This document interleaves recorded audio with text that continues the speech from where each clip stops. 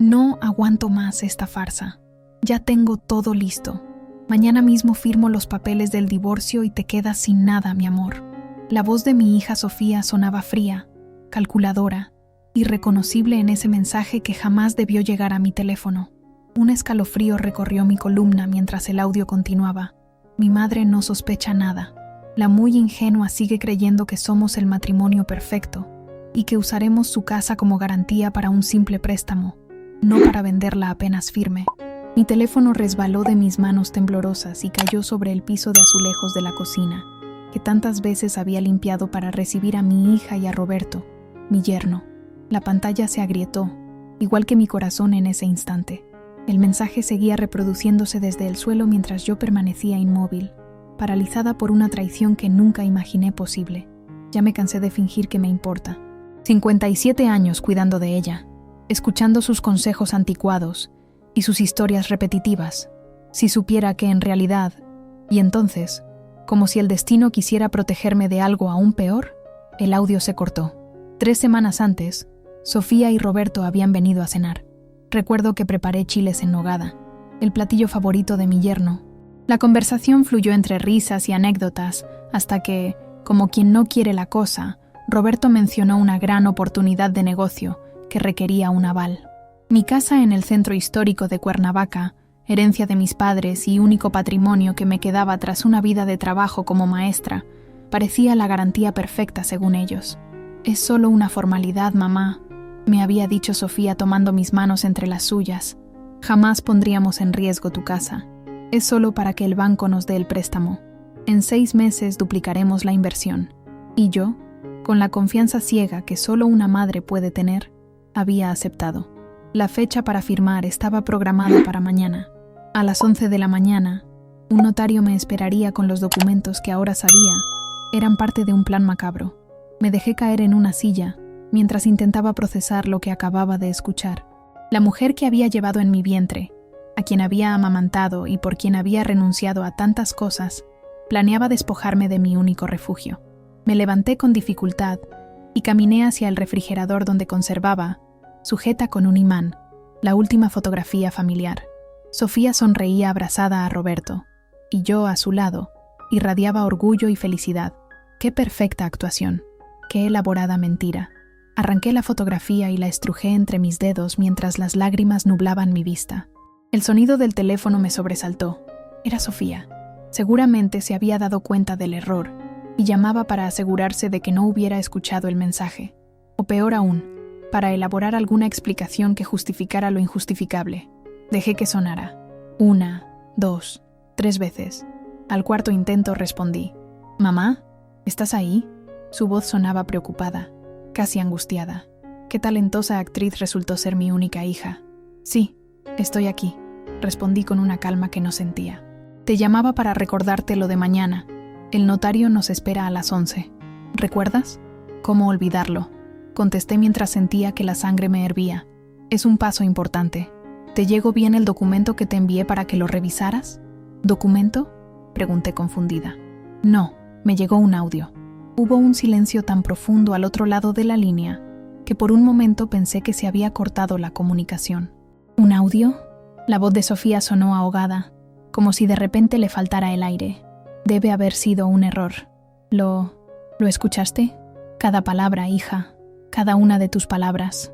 El silencio que siguió fue más elocuente que cualquier explicación. Después escuché algo similar a un sollozo contenido y la llamada se cortó. Me quedé mirando el teléfono, preguntándome cómo en apenas unos minutos mi vida había dado un vuelco tan dramático. Me serví un vaso de agua con manos temblorosas y me acerqué a la ventana. El jacarandá que había plantado cuando Sofía nació estaba en plena floración, cubriendo el jardín con un manto púrpura. Tantos años, tantos sacrificios, tantos recuerdos, y todo para terminar así, traicionada por la única persona en quien confiaba plenamente. El teléfono volvió a sonar. Esta vez era un número desconocido. Respondí por inercia, sin fuerzas para ignorar otra llamada. «¿Doña Guadalupe Ramírez?», preguntó una voz masculina. «Sí, soy yo», contesté mecánicamente. «Le hablo de la notaría del licenciado Fernández, solo para confirmar su cita de mañana a las 11. Algo dentro de mí se quebró definitivamente. Era real. Todo era real. Ahí estaré, respondí antes de colgar. Mi nombre es Guadalupe Ramírez, pero todos en el barrio de Coyoacán me conocen como Doña Lupe, la maestra jubilada que vive en la casona de paredes color ocre y ventanas de madera. Durante 40 años enseñé literatura en la secundaria pública Benito Juárez, formando generaciones de jóvenes que aún me saludan con respeto cuando me ven pasar. A mis 65 años, la vida me ha dejado más arrugas que alegrías, pero siempre pensé que tenía lo esencial, la compañía ocasional de mi única hija Sofía, el respeto de mis antiguos alumnos, y esta casa de techos altos y suelos de terracota, donde los recuerdos habitan cada rincón. Enviudé hace 15 años cuando Héctor, mi esposo, falleció de un infarto mientras trabajaba en su taller de carpintería. No fue un matrimonio perfecto, pocos lo son, pero construimos juntos un hogar digno y criamos a Sofía con valores que creí habían arraigado en ella. Qué equivocada estaba. Mis días transcurren entre la rutina apacible de una mujer de mi edad. Despierto temprano, preparo café de olla y salgo a regar las macetas de geranios y bugambilias que adornan mi patio interior. Los lunes y jueves asisto al centro comunitario donde imparto talleres de lectura para adultos mayores, una forma de mantenerme activa y útil. Los domingos voy a misa en la iglesia de Santa Catarina y después camino hasta el mercado para comprar frutas frescas y chiles para la semana. Mi pensión como maestra apenas alcanza para cubrir los gastos básicos, pero he aprendido a vivir con dignidad dentro de mis limitaciones. La casa que heredé de mis padres es mi mayor tesoro, no tanto por su valor económico, aunque está ubicada en una zona que se ha revalorizado con los años, sino por ser el escenario de mi historia familiar. Aquí crecí, aquí crié a mi hija, y aquí esperaba pasar mis últimos años rodeada de paz y algunos recuerdos felices. Sofía se casó con Roberto hace 7 años, en una ceremonia sencilla en el jardín de esta misma casa. Él trabajaba entonces como gerente en un banco, y ella había conseguido un puesto como relacionista pública en una empresa de cosméticos. Parecían la pareja perfecta, jóvenes, ambiciosos, llenos de planes para el futuro. Yo estaba orgullosa, aunque algo en Roberto siempre me generó cierta inquietud que preferí ignorar. Su sonrisa nunca llegaba a sus ojos, y sus atenciones hacia mí parecían ensayadas, carentes de calidez genuina. Con el paso del tiempo, las visitas de Sofía se fueron espaciando. De los almuerzos dominicales semanales, pasamos a encuentros mensuales, y luego a llamadas telefónicas cada vez más breves y distantes. Ella lo justificaba con el trabajo, con compromisos sociales, con viajes repentinos a Monterrey o Guadalajara, por asuntos laborales. Yo fingía entender, acallando esa voz interior que me advertía que algo no estaba bien. El año pasado, durante la celebración de mi cumpleaños, noté un cambio sutil pero significativo en Sofía. Su mirada evitaba la mía cuando hablábamos de temas profundos, y su risa sonaba forzada cuando recordábamos anécdotas familiares. Roberto, en cambio, se mostraba inusualmente atento, sirviéndome tequila y preguntándome por los vecinos, por mi salud, por la casa. «Esta propiedad debe valer una fortuna ahora, suegra», comentó mientras observaba el patio con ojos calculadores. «Si algún día piensa venderla, cuente conmigo para asesorarla». Recuerdo haber respondido que nunca vendería la casa donde esperaba que mis nietos, que aún no llegaban, pudieran jugar algún día. Sofía cambió abruptamente de tema y Roberto sonrió de esa manera que no alcanzaba sus ojos. Ahora, mientras contemplo el jacarandá desde mi ventana, me pregunto en qué momento mi hija se transformó en una desconocida. ¿Fue gradual? ¿O siempre estuvo ahí esa semilla de ambición desmedida? ¿Cuánto tiempo llevaban planeando despojarme de mi casa? ¿Qué habría dicho Héctor si pudiera ver en qué se ha convertido nuestra niña? El reloj de la sala marca las 6 de la tarde con su característico sonido de campanas. Debería estar preparando la cena, pero el apetito ha huido junto con mi tranquilidad. Me siento como una náufraga en medio de una tormenta, aferrándome a los restos de lo que creía inquebrantable, el amor de una hija. Mi vecina Mercedes toca el timbre con su puntualidad habitual. Cada martes viene a tomar café y a compartir chismes del barrio. No tengo fuerzas para recibirla hoy, pero tampoco quiero levantar sospechas. Respiro hondo, me seco las lágrimas y abro la puerta con una sonrisa que me duele en el alma. «Lupe, ¿qué te pasa? Estás pálida como un fantasma», exclama apenas me ve. «No es nada, Meche. Un pequeño mareo, ya sabes, cosas de la edad», respondo intentando restarle importancia. Mercedes no parece convencida, pero acepta mi explicación. Mientras preparo el café, me cuenta sobre la nueva panadería francesa que han abierto en la esquina y sobre el divorcio escandaloso de los Martínez. Yo asiento mecánicamente, perdida en mis propios pensamientos, en ese mensaje de voz que ha destruido mi mundo. ¿Sabes?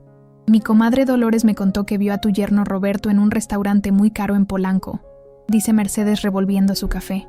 Estaba con una mujer joven, muy elegante. Dolores pensó que sería una cliente del banco, pero sus palabras me golpean como una nueva revelación. ¿Acaso Roberto también estaba engañando a Sofía? ¿O era parte de un plan conjunto? La cabeza me da vueltas mientras intento mantener la compostura. Roberto tiene muchas reuniones de trabajo, respondo vagamente, y Sofía confía plenamente en él. Mercedes asiente, pero noto en su mirada que hay más que quiere decir, y no se atreve. Después de un rato, se marcha prometiendo traerme un remedio casero para los mareos. Apenas cierro la puerta, el peso de la realidad cae sobre mí con toda su fuerza. Mañana debo enfrentar a mi hija y a su marido. Mañana debo decidir si firmo esos papeles sabiendo sus verdaderas intenciones o si me enfrento a ellos con la verdad. Me siento en el viejo sillón de cuero donde Héctor solía leer el periódico cada tarde. Casi puedo escuchar su voz diciéndome: Lupita, nunca firmes nada sin leerlo 3 veces. Él siempre fue el cauteloso de los dos, el que pensaba antes de actuar. Yo, en cambio, me dejaba llevar por el corazón, por la confianza ciega en las personas que amaba. Esta noche, mientras el jacarandá proyecta sombras violáceas sobre las paredes de mi habitación, sé que no dormiré. El reloj avanza inexorable hacia ese momento en que deberé mirar a los ojos a mi propia hija y preguntarle por qué decidió traicionarme de forma tan cruel. Esa noche no dormí. Las palabras de Sofía resonaban en mi cabeza como un eco interminable. La muy ingenua: mi madre no sospecha nada. Te quedas sin nada, mi amor. El amanecer me encontró sentada en la mecedora del corredor, con la mirada perdida entre las ramas del jacarandá. Las flores púrpura caían como lágrimas silenciosas sobre el empedrado del patio. El teléfono sonó varias veces durante la madrugada. Llamadas de Sofía que dejé sin contestar. ¿Qué podría decirme?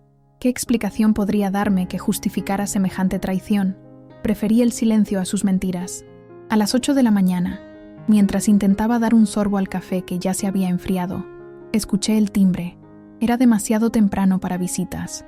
Me asomé por la mirilla de la puerta y vi a Roberto, impecablemente vestido con traje gris y corbata azul, como si fuera a una importante reunión de negocios. Y claro, para él esto era justo eso, un negocio.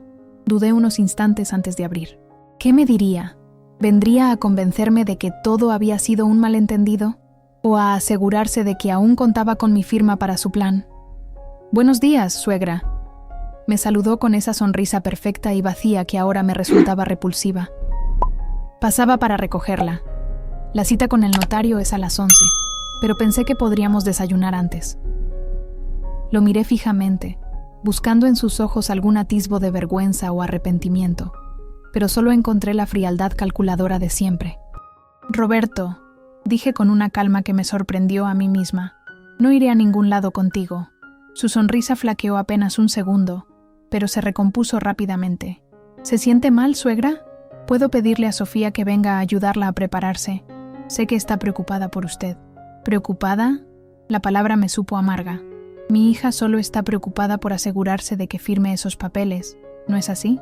Roberto mantuvo la compostura, pero noté cómo se tensaban los músculos de su mandíbula. No sé a qué se refiere. Sofía me contó que recibió un mensaje por error, pero fue solo una broma entre nosotros. Estábamos ensayando diálogos para una obra benéfica de su empresa. La mentira era tan burda, tan insultante, que sentí que la sangre me hervía. «Roberto, por favor, no me tomes por estúpida». Escuché el mensaje completo. «Sé que planean vender mi casa apenas tenga tu nombre como aval». Su expresión cambió por completo. La máscara del yerno perfecto se deslizó, revelando al hombre calculador que siempre había sido, doña Guadalupe. Su tono se volvió condescendiente, casi burlón. «Creo que está confundiendo las cosas. El documento que firmará hoy es solo un aval para un préstamo empresarial. Nada más». «No firmaré nada», respondí con firmeza. Roberto dio un paso hacia mí, invadiendo mi espacio personal de una manera que me hizo retroceder instintivamente. «Piénselo bien. Sofía está muy ilusionada con este negocio. ¿Realmente va a negarle a su única hija la oportunidad de progresar por un malentendido? Mi hija dejó muy claro que no era un malentendido. Su sonrisa desapareció por completo, dando paso a una expresión que nunca le había visto antes, una mezcla de ira y desprecio que me heló la sangre. Mire, señora, seamos prácticos. Esa casa es demasiado grande para usted sola. En unos años no podrá mantenerla ni cuidarla. ¿No sería mejor venderla ahora y disfrutar de ese dinero? Podríamos encontrarle un bonito departamento cerca de nosotros. ¿Para tenerme vigilada mientras se gastan mi dinero?, repliqué, sorprendiéndome a mí misma con mi valentía. Esta casa es mi hogar, Roberto. No está en venta. Él sacó su teléfono del bolsillo y marcó un número. Sofía, tu madre está siendo difícil. Creo que deberías venir. Mientras esperábamos, Roberto se paseaba por mi sala como si ya fuera el dueño, observando los muebles antiguos, los cuadros familiares, calculando mentalmente cuánto valdría cada cosa. Me sentí como un animal acorralado en mi propia madriguera. 20 minutos después, Sofía llegó. Se veía pálida y ojerosa, como si tampoco hubiera dormido. Al menos el remordimiento le había robado el sueño. «Mamá», comenzó con voz temblorosa, «tenemos que hablar». «¿Hablar de qué, Sofía? ¿De cómo planeabas robarme mi casa? ¿De cómo te referiste a mí como la muy ingenua?» Mi hija lanzó una mirada acusadora a Roberto, como si fuera culpa suya que yo hubiera descubierto su plan. «Ese mensaje no era lo que parecía», balbuceó. «¿Y qué era entonces?», porque sonaba bastante claro para mí. «Roberto y yo estamos pasando por un momento difícil», respondió evasiva. «A veces digo cosas que no siento cuando estoy enojada. ¿Y eso justifica que quieras despojarme de mi casa?». Mi voz se quebró. «Sofía, ¿en qué te convertiste?». Mi hija se dejó caer en el sofá, cubriéndose el rostro con las manos. Roberto, en cambio, mantenía su postura firme, vigilando la escena como un director de teatro insatisfecho con la actuación de su protagonista. «Mamá, tú no entiendes», sollozó Sofía. «Estamos endeudados hasta el cuello. La empresa de Roberto está a punto de quebrar y los prestamistas nos están amenazando». «¿Y pensaste que la solución era quitarle el techo a tu madre?». La miré incrédula. «¿Dónde quedaron los valores que te enseñamos tu padre y yo?». «No teníamos otra opción», intervino Roberto con frialdad. «Esta casa vale millones en el mercado actual. Sería un desperdicio que siga en manos de una anciana que apenas puede mantenerla». Jamás olvidaré la forma en que me miró cuando pronunció la palabra anciana, como si mi edad me hiciera menos merecedora de respeto, menos humana. «Roberto, por favor», lo interrumpió Sofía, incómoda por su brutalidad. «Ya basta de teatro, Sofía», espetó él. «Tu madre ya sabe la verdad. O firma esos papeles hoy, o tendremos que tomar medidas más drásticas». «¿Me estás amenazando en mi propia casa?», pregunté con una indignación que superaba al miedo. «Tómelo como quiera», respondió encogiéndose de hombros. «Pero piénselo bien. ¿Realmente quiere obligarnos a considerar una declaración de incapacidad mental?». El aire abandonó mis pulmones. No podía creer lo que estaba escuchando. «¿Incapacidad mental?», repetí atónita. «Sería sencillo», continuó Roberto con la frialdad de quien explica un procedimiento bancario. «Unos cuantos testimonios sobre comportamientos erráticos, algún médico cooperativo, y en poco tiempo Sofía tendría la tutela legal de sus bienes, incluida esta casa». «Roberto», exclamó Sofía, aparentemente horrorizada. «No habíamos hablado de eso. Es solo un plan B, mi amor», respondió él sin inmutarse. «Pero quizás tu madre prefiere hacer esto por las buenas». Me quedé paralizada, incapaz de procesar tanta maldad. No solo querían robarme mi casa, sino que estaban dispuestos a destruir mi dignidad, mi autonomía, mi identidad, para conseguirlo. «Quiero que salgan de mi casa», dije con voz temblorosa pero firme. «Ahora mismo». «Mamá, por favor». Sofía intentó acercarse, pero levanté una mano para detenerla. «Ya no te reconozco, hija. La persona que crié jamás habría considerado hacerle esto a su madre». Roberto tomó del brazo a Sofía y la condujo hacia la puerta. «Piénselo bien, suegra. Tiene hasta las 11 para reconsiderarlo. Estaremos en la notaría». Cuando la puerta se cerró tras ellos, mis piernas cedieron y me desplomé en el suelo, sacudida por sollozos incontrolables. ¿Cómo había llegado a esto? ¿En qué momento mi propia hija se había convertido en una extraña capaz de tal crueldad? El reloj marcaba las 9:30. Tenía poco tiempo para decidir cómo enfrentar esta situación. Podría simplemente no presentarme en la notaría, pero las amenazas de Roberto resonaban en mi cabeza. ¿Serían capaces de intentar declararme incapaz? La sola idea me provocaba náuseas. En medio de mi desesperación, mi mirada se posó en una fotografía de Héctor, que conservaba en la repisa. Su rostro sereno, su sonrisa honesta, tan diferente a la de Roberto. «¿Qué harías tú, viejo?», murmuré, y casi pude escuchar su respuesta. «Pelear, Lupita. Siempre hay que pelear por lo que es justo». Me levanté con renovada determinación. No iba a permitir que me despojaran de mi casa, de mi dignidad, de mi vida, pero necesitaba ayuda, un consejo profesional. Tomé el teléfono y marqué un número que había guardado hacía años, cuando uno de mis exalumnos se graduó de la Facultad de Derecho. «Licenciado Morales, habla Guadalupe Ramírez, su antigua maestra de literatura. Necesito su ayuda urgentemente». El licenciado Morales, Miguel, mi exalumno, llegó a mi casa 40 minutos después de mi llamada. Lo recordaba como un adolescente delgado de mirada tímida que se sentaba en la última fila de mi clase, siempre absorbido por los libros de García Márquez. Ahora era un hombre de 30 y tantos años, con traje impecable y maletín de cuero, pero conservaba esa mirada amable que siempre lo caracterizó. «Maestra Lupe», me abrazó con genuino afecto. «Han pasado años, pero nunca olvido que usted fue quien me regaló mi primer libro de leyes». Mientras preparaba café en la cocina, le expliqué la situación. El mensaje de voz, las amenazas de Roberto, el plan para despojarme de mi casa. Miguel me escuchó con atención profesional, tomando notas ocasionales, frunciendo el ceño ante los detalles más preocupantes. «Es grave lo que me cuenta», dijo finalmente, «pero no es tan sencillo declararla incapaz como su yerno pretende. Sin embargo, debemos actuar con cautela». «¿Tiene usted el documento que iban a presentarle hoy para firmar?» «No», respondí avergonzada. Confié tanto en Sofía que ni siquiera pedí revisarlo antes. Miguel sonrió con comprensión. «No se culpe, maestra. El amor de madre es así. Confía ciegamente, pero ahora necesitamos ser estratégicos». Mientras discutíamos posibles acciones legales, mi mirada vagó por la cocina donde tantos recuerdos se habían forjado. Esta casa no era solo paredes y techo. Era el receptáculo de mi historia, de mis raíces. ¿Sabes, Miguel? Esta casa la compraron mis padres en 1955, cuando Coyoacán todavía era considerado las afueras de la ciudad. Mi padre era contador en una fábrica textil y mi madre costurera. Ahorraron durante años para poder comprarla.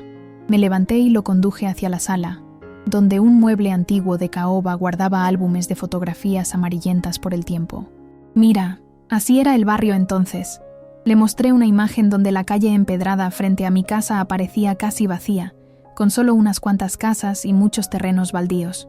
Cuando llegamos, los vecinos nos recibieron con chocolate caliente y pan de muerto. Era noviembre, vísperas del Día de Muertos. Pasé las páginas del álbum lentamente, deteniéndome en una fotografía donde aparecía una niña pequeña con trenzas, sonriendo sin 2 dientes delanteros. Esta es Sofía a los 7 años. Acababa de perder sus dientes de leche y estaba tan orgullosa. Sonreí ante el recuerdo. Ese verano, Héctor construyó un columpio en el jacarandá. Pasaba horas meciéndose y cantando canciones que inventaba sobre princesas y dragones. Miguel escuchaba con respeto mi viaje por el pasado, comprendiendo que no eran simples anécdotas, sino las razones profundas por las que esta casa significaba tanto para mí. Cuando Héctor y yo nos casamos, mis padres ya eran mayores. Decidimos vivir aquí para cuidarlos. Mi padre falleció poco después. Un infarto mientras leía el periódico en ese mismo sillón. Señalé el viejo mueble de cuero gastado. Mi madre vivió 15 años más, suficiente para conocer a su nieta y enseñarle a hacer tortillas a mano en esa cocina. Abrí otro álbum donde se veía a una anciana de cabello blanco sosteniendo a una bebé en brazos. Mi madre adoraba a Sofía. Siempre decía que tenía ojos de alma vieja. Creo que por eso me duele tanto lo que está pasando. No es solo la traición hacia mí, sino hacia toda nuestra historia familiar. Las fotografías continuaban contando la historia de una familia humilde pero unida. Héctor y yo frente a la secundaria donde ambos trabajábamos. Él como profesor de carpintería, yo de literatura. Sofía en su graduación de primaria, de secundaria, de preparatoria. Su boda en el patio, bajo el jacarandá en flor. Cuando Sofía decidió casarse con Roberto, Héctor ya había fallecido. Yo organicé toda la boda sola. Vendí las pocas joyas que tenía para pagarle el vestido que ella quería. Remodeló el patio, contraté mariachis, cociné durante 3 días con ayuda de las vecinas. Recordé aquel día con una mezcla de nostalgia y dolor, lo feliz que me sentía entregando a mi hija, lo orgullosa que estaba de la mujer en que se había convertido, o en la que creía que se había convertido. Siempre fuimos de recursos limitados, continué, pero nunca le faltó nada esencial. Cuando quiso estudiar relaciones públicas, vendí el taller de carpintería de Héctor para pagar la universidad privada que ella había elegido. Él había dejado dicho que ese dinero era para mi vejez, pero yo pensé que la educación de Sofía era una mejor inversión. Me detuve frente a una fotografía donde aparecía Héctor en su taller, rodeado de herramientas y muebles a medio terminar. Mi esposo era un artesano maravilloso. Cada mueble de esta casa lo hizo él con sus propias manos. Esta mesa, acaricié la superficie de madera pulida. La talló cuando supo que estaba embarazada. Dijo que quería que su hija tuviera donde hacer sus tareas escolares. Miguel observó con admiración el trabajo artesanal de los muebles. Cuando Héctor enfermó del corazón, tuve que dejar temporalmente mi trabajo para cuidarlo. Los gastos médicos eran enormes y nuestro seguro no cubría todos los tratamientos. Hipotequé la casa para pagar una cirugía que, al final, no pudo salvarlo. Las lágrimas comenzaron a correr por mis mejillas sin que pudiera contenerlas. Me tomó 10 años pagar esa hipoteca, Miguel. 10 años de dobles turnos en la escuela, de clases particulares los fines de semana, de coser uniformes escolares por las noches mientras Sofía dormía. Todo para asegurarme de que esta casa siguiera siendo nuestro hogar, el lugar donde ella siempre podría regresar si lo necesitaba. Respiré profundamente, intentando controlar la emoción que me embargaba. ¿Sabes qué es lo más doloroso? Que durante todo ese tiempo, Sofía fue testigo de mis sacrificios. Me veía llegar exhausta cada noche. Vio cómo mis manos se llenaban de callos por las costuras, cómo envejecí prematuramente por el exceso de trabajo. Y aún así, no pude terminar la frase. Miguel tomó mis manos entre las suyas, ofreciéndome un pañuelo y un momento para recomponerme. El día que terminé de pagar la hipoteca, hice una pequeña celebración. Invité a Sofía, que ya estaba en la universidad, y a algunos vecinos que me habían apoyado durante esos años difíciles. Recuerdo que brindamos con sidra, y les dije a todos que me sentía en paz, porque sabía que pasara lo que pasara, mi hija siempre tendría un techo seguro. Cerré el álbum de fotografías y miré directamente a Miguel. Esta casa no es solo un inmueble valioso en una buena zona de la ciudad. Es el resultado de 3 generaciones de esfuerzo y amor. Mi abuelo, que emigró de Zacatecas y trabajó como obrero para que mi padre pudiera estudiar. Mi padre, que se privó de lujos para comprarla. Héctor, que la llenó de muebles hechos con sus manos. Yo, que casi me mato trabajando para conservarla. Todo para que Sofía y Roberto la vean como un simple activo financiero que pueden liquidar. Miguel asintió con comprensión. Lo entiendo perfectamente, maestra, y le prometo que haremos todo lo legalmente posible para proteger su patrimonio. Se levantó y caminó hacia la ventana que daba al patio, donde el jacarandá seguía dejando caer sus flores púrpura. ¿Sabe? Mi padre también era carpintero, comentó. No tan hábil como don Héctor, por lo que veo, pero me enseñó que la madera tiene memoria. Estos muebles, estas paredes, este suelo que pisamos, todo guarda la memoria de su familia, de sus luchas y sus alegrías. Se volvió hacia mí con determinación profesional. La cita en la notaría es a las 11, ¿verdad? Son casi las 10. Creo que deberíamos presentarnos. ¿Presentarnos? Pregunté confundida. Pero si no quiero firmar nada. Miguel sonrió, y por un momento vi en él al adolescente astuto que destacaba en mis clases de análisis literario. A veces, maestra, es mejor enfrentar directamente a quienes nos quieren hacer daño. Además, me interesa mucho ver qué dice ese documento que querían que firmara sin leer. Mientras me arreglaba para salir, sentí una extraña mezcla de miedo y fortaleza. Miedo por enfrentar nuevamente a mi hija y su marido, por confirmar que el amor que creí incondicional se había convertido en algo tan mezquino. Fortaleza porque, por primera vez desde que escuché ese mensaje, no me sentía sola. Antes de salir, tomé una última fotografía del aparador. Era reciente, de mi cumpleaños del año anterior. Sofía me abrazaba sonriente mientras yo sostenía el pastel con las velas encendidas. Miré sus ojos en la imagen, buscando alguna señal de la traición que ya entonces debía estar planeando, pero solo vi lo que quería ver, el reflejo de mi amor por ella. «Estoy lista», le dije a Miguel, guardando la fotografía en mi bolso. Mientras cerraba la puerta de mi casa, acaricié brevemente el marco de madera que Héctor había tallado con motivos de flores de cempasúchil. «Volveré», murmuré, como una promesa a las paredes que habían sido testigos silenciosos de mi vida entera.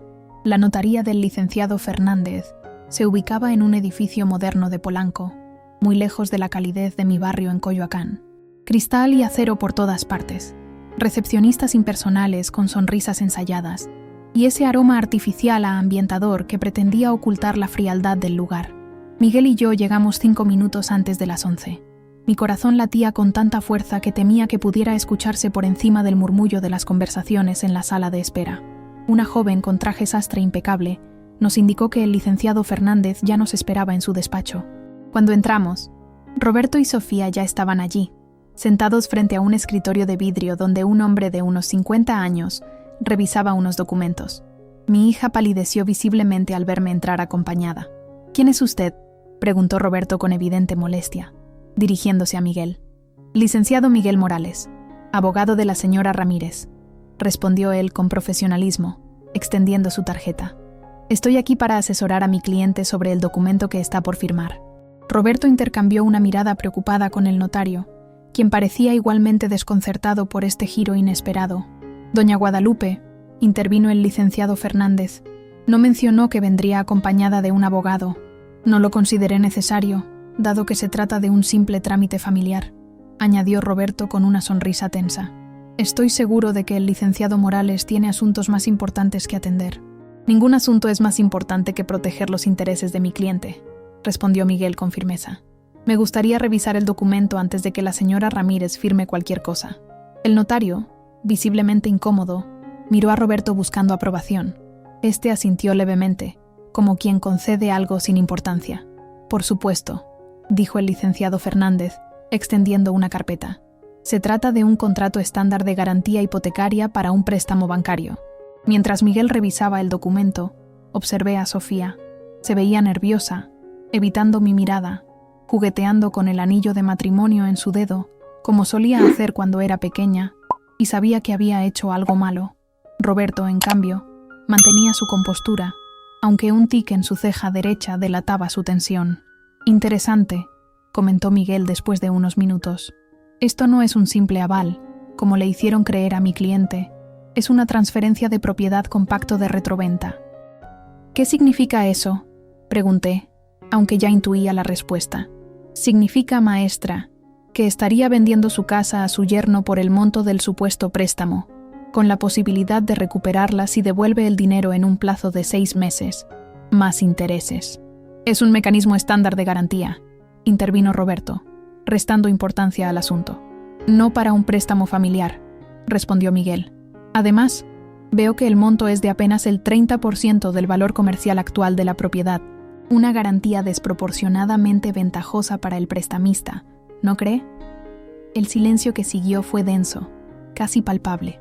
El notario tosió incómodamente y comenzó a reorganizar papeles en su escritorio. «Roberto me aseguró que era solo un trámite», murmuró Sofía, hablando por primera vez. «Dijo que era la única forma de conseguir el préstamo para salvar la empresa». «¿Y no te pareció extraño que la garantía fuera la casa de tu madre?», preguntó Miguel. «¿O que el valor del préstamo fuera tan inferior al del inmueble?». Sofía bajó la mirada, incapaz de responder. Roberto, en cambio, adoptó una actitud defensiva. «Mire, licenciado, no sé qué ideas le ha metido doña Guadalupe en la cabeza, pero esto es un asunto familiar. El dinero es para ayudar a Sofía con un negocio que beneficiará a todos, incluida su madre». «¿El mismo negocio del que hablaban en ese mensaje de voz?», pregunté, incapaz de contenerme. «¿O el plan siempre fue quedarse con mi casa?». «¿De qué mensaje habla?», intervino el notario, cada vez más confundido.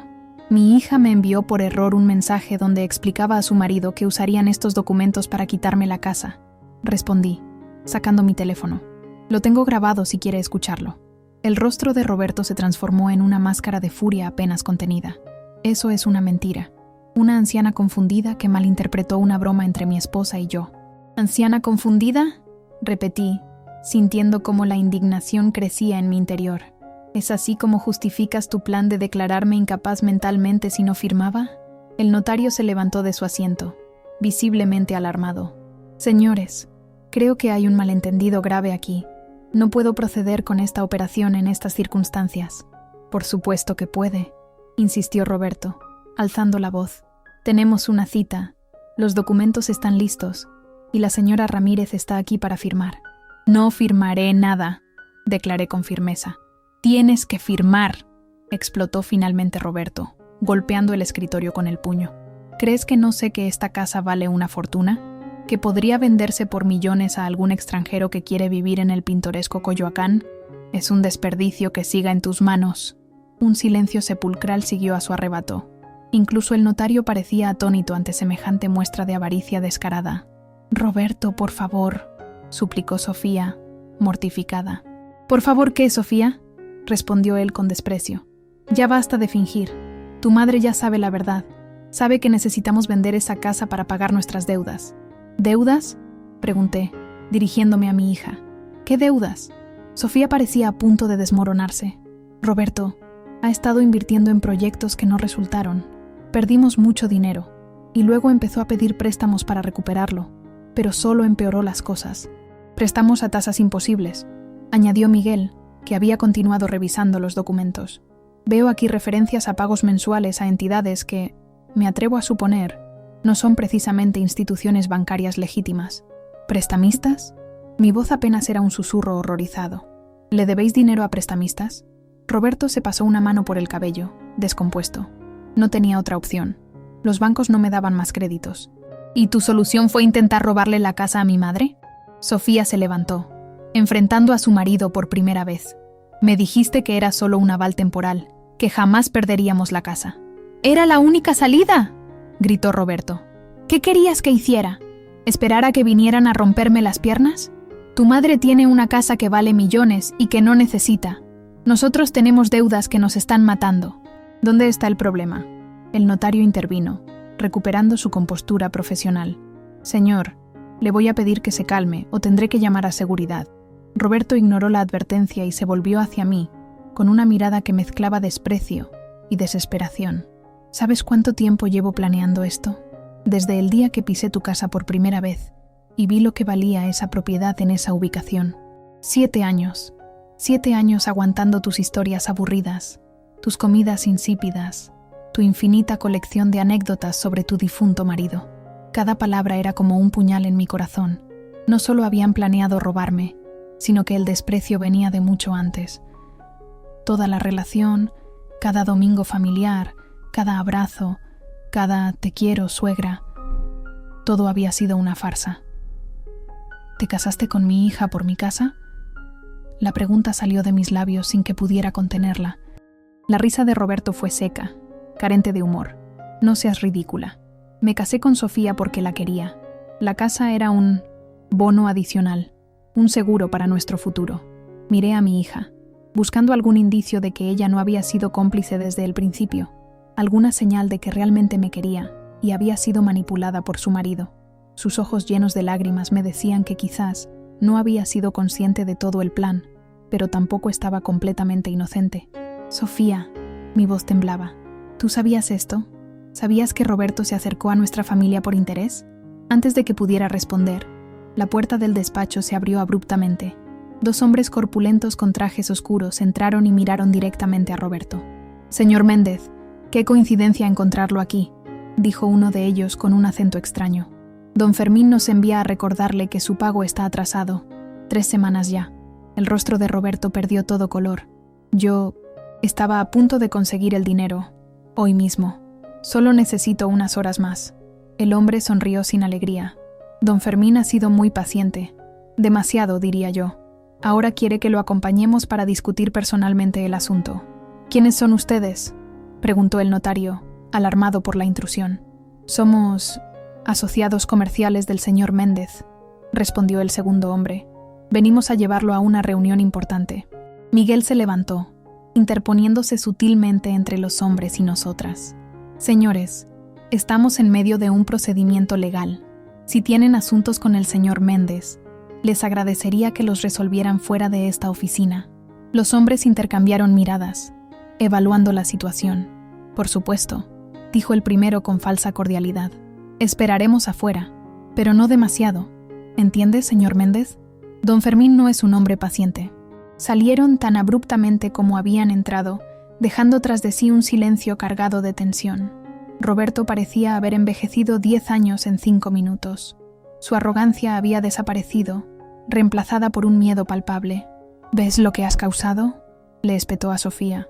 Si tu madre hubiera firmado, ahora tendríamos el dinero para pagar a Fermín. ¿Mi culpa? Sofía se levantó indignada. Tú nos metiste en este lío, con tus inversiones infalibles, tus negocios secretos, tus préstamos a espaldas mías. El notario, claramente incómodo con el espectáculo, comenzó a recoger los documentos. Señores, dadas las circunstancias, me veo obligado a suspender este procedimiento. Les sugiero que resuelvan sus diferencias en otro ámbito. Miguel asintió, tomándome del brazo con gentileza. Vamos, maestra. No hay nada más que hacer aquí. Me levanté lentamente, sintiendo el peso de la edad y la decepción sobre mis hombros. Antes de salir, miré a Sofía una última vez. Hija, dije con voz quebrada, siempre habrá un lugar para ti en mi casa, pero no para él. Roberto soltó una risa amarga. ¿Crees que te necesita? Sofía sabe de qué lado le conviene estar. ¿En serio?, respondió mi hija, y por primera vez vi en sus ojos un destello de la niña que había criado. No estés tan seguro. Y mientras Roberto se quedaba discutiendo con el notario, Sofía tomó su bolso y nos siguió fuera del despacho. El trayecto de regreso a casa transcurrió en un silencio pesado, interrumpido ocasionalmente por los sollozos contenidos de Sofía en el asiento trasero del taxi.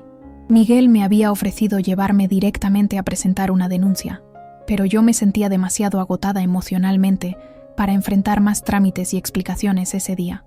A Coyoacán, por favor, le indiqué al taxista, quien asintió ajustando el espejo retrovisor para observar con curiosidad a esa extraña comitiva.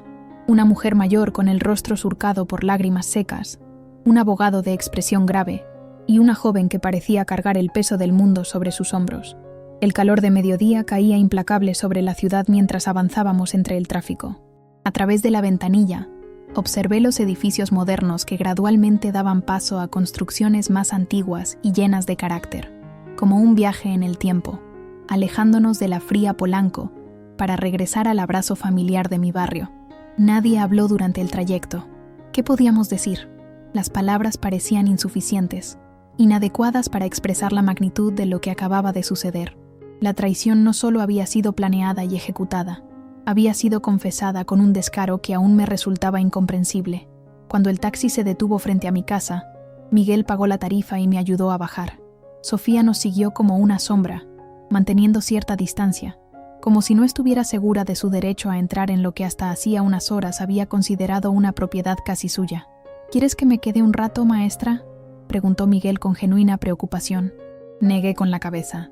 Te agradezco todo lo que has hecho, Miguel, pero ahora necesito hablar con mi hija, a solas. Él asintió, comprendiendo.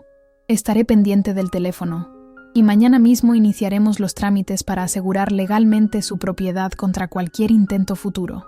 Cuando Miguel se marchó, Sofía y yo quedamos frente a frente en el portal de la casa, como dos extrañas que alguna vez se conocieron íntimamente, pero que ahora debían presentarse de nuevo. ¿Puedo pasar?, preguntó con voz apenas audible. Sin responder, abrí la puerta y entré, dejándola abierta tras de mí. Escuché sus pasos vacilantes siguiéndome hasta la cocina, donde comencé mecánicamente a preparar café, buscando en la rutina un ancla a la que aferrarme en medio de la tormenta emocional. «Mamá», comenzó Sofía, sentándose en la mesa de la cocina, la misma mesa donde había hecho sus tareas de primaria, donde habíamos celebrado sus cumpleaños, donde tantas veces habíamos compartido alegrías y preocupaciones. No sé por dónde empezar. El agua comenzó a hervir, y el sonido familiar me trajo de vuelta al presente. Quizás por la verdad, para variar, respondí mientras servía el café en 2 tazas. Una costumbre arraigada. Incluso en este momento, seguía atendiéndola como a una visita querida. Sofía tomó la taza entre sus manos, pero no bebió. Sus ojos, idénticos a los de su padre, Recorrieron la cocina como si la viera por primera vez. No sabía que Roberto planeaba quitarte la casa, dijo finalmente. Al menos no al principio. Él me dijo que sería un préstamo temporal, que usaríamos tu propiedad como garantía, pero que nunca perderíamos nada porque el negocio era seguro. Y le creíste. Quise creerle, corrigió, bajando la mirada. Las cosas entre nosotros no han estado bien desde hace tiempo. Se obsesionó con hacer dinero rápido, con aparentar un estilo de vida que no podíamos mantener. Al principio eran pequeñas mentiras, gastos ocultos. Luego empezaron las deudas, cada vez más grandes. Dio un sorbo al café, como si necesitara la cafeína para continuar. Hace 6 meses descubrí que había hipotecado nuestro departamento sin decírmelo. Cuando lo confronté, me juró que tenía un plan, que pronto tendríamos tanto dinero que no importaría. Fue entonces cuando empezó a hablar de tu casa. ¿Y no pensaste en venir a hablar conmigo? ¿En contarme lo que estaba pasando? Sofía dejó escapar un suspiro tembloroso. Me daba vergüenza, mamá. Tú y papá siempre fueron tan responsables, tan previsores. Me enseñaron el valor del trabajo honesto, del ahorro, de la vida sencilla pero digna. Y mírame, casada con un hombre que resultó ser un estafador, endeudada hasta el cuello, a punto de perderlo todo. Incluyendo a tu madre, añadí, y no pude evitar que la amargura tiñera mis palabras. Nunca quise lastimarte. Sus ojos se llenaron de lágrimas. Me dejé arrastrar por Roberto, por sus promesas, por esa vida de lujos que parecía al alcance de la mano. Cuando me di cuenta de quién era realmente, ya estábamos demasiado hundidos. ¿Y el mensaje? ¿El que me enviaste por error? Sofía se sonrojó visiblemente. Estaba furiosa con él. Acababa de descubrir que los prestamistas a los que les debía dinero habían venido a amenazarlo a la oficina. Me dijo que la única solución era conseguir tu firma para vender la casa inmediatamente. Discutimos, me negué. Le dije que buscaríamos otra forma. Entonces él me amenazó. Dijo que si no lo ayudaba con esto, me dejaría sola frente a las deudas que también estaban a mi nombre. Así que decidiste traicionarme para salvarte. No, negó con vehemencia. Ese mensaje no era real. Era una forma de desahogarme, de fingir que tenía el control de la situación cuando me sentía completamente atrapada. Jamás pensé enviártelo. Fue un error estúpido. La miré largamente, intentando ver más allá de sus palabras. Había criado a esta mujer. Conocía cada gesto, cada inflexión de su voz. Parte de mí quería creerle desesperadamente, aferrarse a la idea de que no había perdido completamente a mi hija. Otra parte, la que había escuchado ese mensaje, la que había visto la frialdad calculadora de Roberto, se mantenía escéptica. ¿Por qué debería creerte ahora?, pregunté finalmente. Sofía se levantó y caminó hasta la ventana que daba al patio.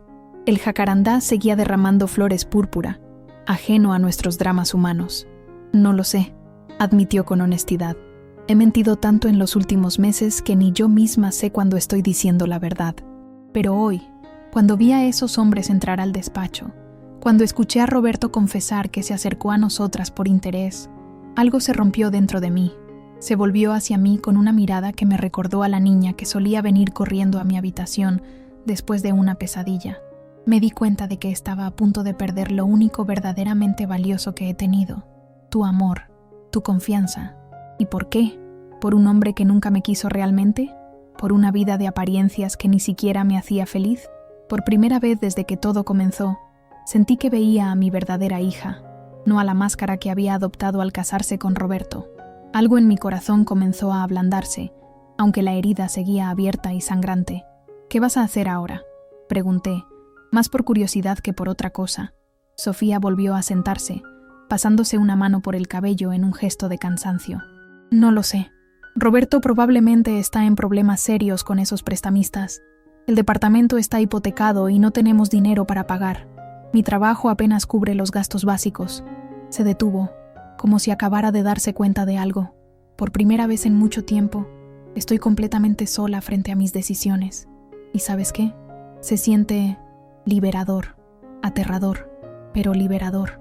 Me levanté y caminé hasta el armario de la cocina donde guardaba una vieja lata de galletas.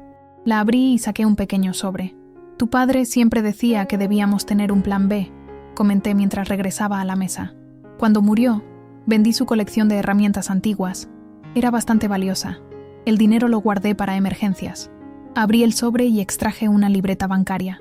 No es mucho, pero podría ayudarte a empezar de nuevo, a encontrar un lugar pequeño donde vivir mientras resuelves tu situación. Sofía miró la libreta con asombro. ¿Me estás ofreciendo ayuda? Después de todo lo que pasó, te estoy ofreciendo una oportunidad, corregí.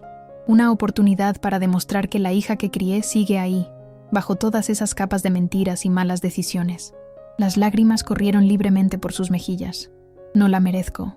Probablemente no, concordé. Pero así es el amor de madre. Persiste incluso cuando todo indica que debería desaparecer. Sofía extendió su mano temblorosa y tomó la libreta. Te juro que no la desperdiciaré. Voy a arreglar mi vida, mamá. Voy a ser la persona que tú y papá criaron. No lo hagas por nosotros, respondí con firmeza. Hazlo por ti, porque mereces más que ser la sombra de un hombre que solo te valoraba por lo que podías aportarle. Un silencio reflexivo cayó entre nosotras. El café se había enfriado en las tazas, olvidado durante nuestra conversación. Por la ventana abierta entraba el aroma de las flores del jacarandá, mezclado con el lejano sonido de los niños que salían de la escuela cercana. ¿Puedo preguntarte algo?, dijo Sofía después de un momento. ¿Cómo supiste que debías defenderte?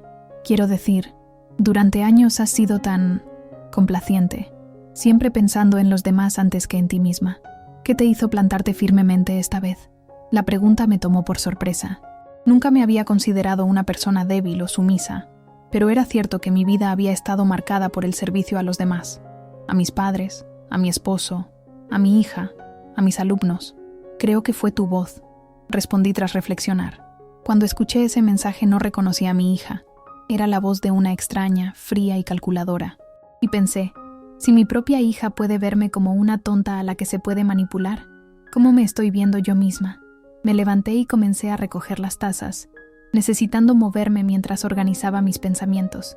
Durante toda mi vida he sido la maestra Lupe, la esposa de Héctor, la mamá de Sofía, siempre definida en relación a los demás. Y de alguna manera, cuando escuché ese mensaje, me di cuenta de que había llegado el momento de ser simplemente Guadalupe. La mujer que tiene derecho a defender lo que es suyo, a exigir respeto, a decir no. Sofía me observaba con una mezcla de sorpresa y admiración. Nunca te había escuchado hablar así.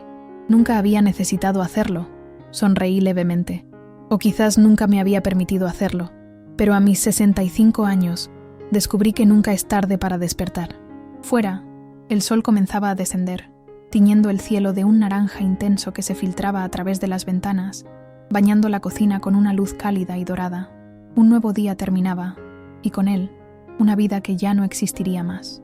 La ingenua doña Lupe había muerto en el momento en que escuchó aquel mensaje.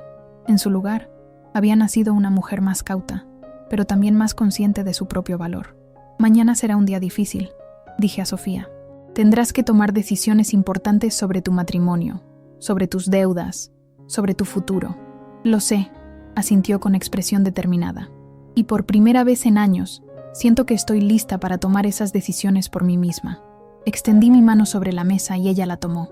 No era un perdón completo, ni una reconciliación inmediata. Era un primer paso, frágil como un brote nuevo, pero con la posibilidad de crecer si se le daba el cuidado adecuado. Tu habitación sigue como la dejaste, le dije. Puedes quedarte esta noche si quieres. Sofía asintió agradecida. Gracias, mamá, por todo. Mientras la veía subir las escaleras hacia su antiguo cuarto, sentí una extraña paz interior. El dolor de la traición seguía ahí. La desconfianza persistiría por mucho tiempo, pero algo nuevo había surgido de las cenizas de esta terrible experiencia. El descubrimiento de mi propia fortaleza. Me senté en el portal a contemplar el atardecer, recordando las palabras que Héctor solía decirme cuando enfrentábamos momentos difíciles. Lupita, las tormentas no vienen a destruirnos, sino a limpiar nuestro camino. Esta tormenta había sido devastadora, pero también había despejado mi visión. Ya no era solo la madre abnegada, la viuda fiel, la maestra jubilada. Era Guadalupe Ramírez, una mujer que, a los 65 años, había descubierto que aún tenía mucho por lo que luchar. Y eso, a pesar del dolor, era un despertar que agradecía. La mañana siguiente amaneció con una luz diferente, o quizás era yo quien veía el mundo con otros ojos. Me levanté temprano, como siempre, pero en lugar de comenzar inmediatamente con mis rutinas domésticas, me senté en el borde de la cama y observé mi habitación con atención renovada. Las fotografías de Héctor sobre la cómoda, los libros desgastados en la estantería, el chal tejido que mi madre me había regalado hacía décadas. Cada objeto contaba una historia. Era testigo de una vida que ahora parecía dividida en dos, antes y después de aquel mensaje de voz. Me vestí con cuidado, eligiendo un conjunto que hacía tiempo no usaba, una falda azul marino y una blusa de seda color crema que Héctor me había regalado en nuestro último aniversario. Me recogí el cabello en un moño sencillo y por primera vez en meses me apliqué un poco de labial. No me arreglaba para impresionar a nadie. Lo hacía para honrar a esta nueva Guadalupe que había emergido de la crisis. Cuando bajé a la cocina, encontré a Sofía ya despierta, preparando café y tostadas. Había cierta timidez en sus movimientos, como si no estuviera segura de su lugar en esta casa que una vez fue su hogar. «Buenos días», saludé, observándola con esa mezcla de amor y cautela que ahora definía nuestra relación. «Buenos días, mamá», respondió, ofreciéndome una taza. «Espero que no te moleste que haya preparado el desayuno». «Es tu casa también», dije, y luego me corregí. Al menos una parte de ella siempre lo será. Desayunamos en un silencio cómodo, interrumpido ocasionalmente por comentarios sobre el clima o el sabor del café. Era un silencio distinto al del día anterior, no cargado de acusaciones no dichas, sino de reflexiones compartidas. «Roberto me ha llamado 15 veces desde ayer», comentó finalmente Sofía, mostrándome su teléfono. «No he contestado». «¿Qué piensas hacer?», suspiró profundamente. «Primero, hablar con un abogado. Necesito saber exactamente qué deudas están a mi nombre y cuáles son exclusivas de él. Luego, supongo que divorciarme». La determinación en su voz me sorprendió gratamente. Esta no era la mujer manipulable que había permitido que su marido la arrastrara a un plan para despojar a su propia madre. «Es una decisión difícil», comenté. «Lo sería si aún lo amara», respondió con una honestidad brutal. «Pero hace tiempo que solo siento miedo cuando estoy con él. Miedo de sus reacciones, de sus mentiras, de las consecuencias de sus decisiones». El timbre del teléfono interrumpió nuestra conversación. Era Miguel, mi exalumno y ahora abogado. «Buenos días, maestra. Espero no molestarla tan temprano, pero hay algo que debe saber. ¿Podría pasar por su casa en una hora?» Acordamos la visita y colgué, intrigada por su tono urgente. Sofía me miró interrogante. «Era mi abogado», expliqué. «Viene en una hora. Dice que hay algo importante que debe decirme». «¿Quieres que me vaya?», preguntó, y pude ver en sus ojos el temor al rechazo. «No», respondí con firmeza. «Lo que sea que tenga que decir, nos concierne a ambas». Mientras esperábamos, decidí ocuparme en algo productivo. Hacía tiempo que quería revisar los viejos papeles de Héctor que guardaba en un baúl en el estudio. Quizás ahora, con esta nueva claridad mental, podría finalmente organizarlos y conservar solo lo verdaderamente importante. Sofía se ofreció a ayudarme, y pronto nos encontramos sentadas en el suelo del pequeño estudio, rodeadas de carpetas, fotografías y documentos amarillentos. «Mira, tu acta de nacimiento», sonreí mostrándole el documento oficial con sus diminutas huellas de bebé. «Y aquí está tu primer dibujo que guardamos. Decías que era un elefante, pero para mí siempre pareció más un árbol con patas». Sofía rió, una risa genuina que no le había escuchado en años. «Era terrible dibujando». «Eras una niña», corregí, «y los niños ven el mundo de una manera que los adultos hemos olvidado». Seguimos excavando en el baúl de recuerdos. Encontramos las escrituras originales de la casa, fechadas en 1955 cuando mis padres la adquirieron. La libreta de calificaciones de primaria de Sofía, llena de sobresalientes. El contrato de Héctor con la secundaria donde enseñaba carpintería. Fotografías de vacaciones en Acapulco, de posadas navideñas, de la primera comunión de Sofía. «¿Qué es esto?», preguntó mi hija, sacando un sobre amarillo que parecía más reciente que los demás documentos. Lo tomé entre mis manos, reconociéndolo inmediatamente. «Es el testamento de tu padre», respondí. «Lo hizo un mes antes de morir, cuando supo que su enfermedad no tenía cura». «¿Puedo verlo?». Dudé un momento. Nunca había abierto ese sobre. Después del funeral, el abogado de Héctor me había explicado lo básico. Todo quedaba a mi nombre, y después de mi muerte, pasaría a Sofía. No vi necesidad de torturarme leyendo sus últimas voluntades escritas, cuando el dolor de su pérdida aún estaba tan fresco. Supongo que ya es hora, dije, rompiendo el sello del sobre con cuidado. El documento era más extenso de lo que esperaba. Comencé a leer en silencio, con Sofía observándome expectante. A medida que avanzaba en la lectura, mi expresión debió cambiar notablemente, porque mi hija se inclinó hacia mí con preocupación. «Mamá, ¿qué pasa? ¿Qué dice?» «No puedo creerlo», murmuré, releyendo un párrafo particular. Héctor tenía acciones en una empresa maderera que ayudó a fundar con un amigo. ¿Acciones? Pero si papá apenas tenía para mantenernos. Aquí dice que invirtió sus ahorros en esta empresa cuando apenas comenzaba. Aparentemente, con el tiempo esa inversión creció considerablemente. Seguí leyendo, cada vez más sorprendida. El abogado nunca mencionó esto. Solo me dijo que la casa y los muebles quedaban a mi nombre. Al final del documento había una nota manuscrita de Héctor, dirigida específicamente a mí. «Mi querida Lupita, si estás leyendo esto, significa que ya no estoy físicamente a tu lado. Nunca te hablé de estas acciones, porque quería que fueran una sorpresa, un respaldo para tu vejez, en caso de que algo me pasara. La empresa ha crecido exponencialmente en los últimos años, y según mi amigo Javier Montero, estas acciones podrían valer una pequeña fortuna en el futuro. Contacta con él cuando lo necesites. Siempre tuyo, Héctor». También había una tarjeta adjunta con el nombre y dirección de Javier Montero, fechada 7 años atrás. «No entiendo», dije confundida. ¿Por qué el abogado no me informó sobre esto? El sonido del timbre nos sobresaltó a ambas. Miguel había llegado. Mientras Sofía iba a abrir, yo guardé cuidadosamente el testamento y la tarjeta en mi bolso. Esta revelación inesperada tendría que esperar un poco más. Miguel entró al estudio con expresión seria pero animada, como quien trae noticias importantes que sabe serán bien recibidas. «Maestra, he estado investigando toda la noche», comenzó sin preámbulos, «y he descubierto algo que podría interesarle enormemente». «Yo también he descubierto algo, Miguel», respondí, pero le indiqué que continuara. «Roberto Méndez no es quien dice ser», anunció con tono profesional. «Su verdadero nombre es Roberto Salcedo, y tiene un historial de fraudes inmobiliarios en Monterrey y Guadalajara». Sofía ahogó un grito de sorpresa. «¿Qué?». Miguel sacó una carpeta de su maletín y la abrió sobre el escritorio.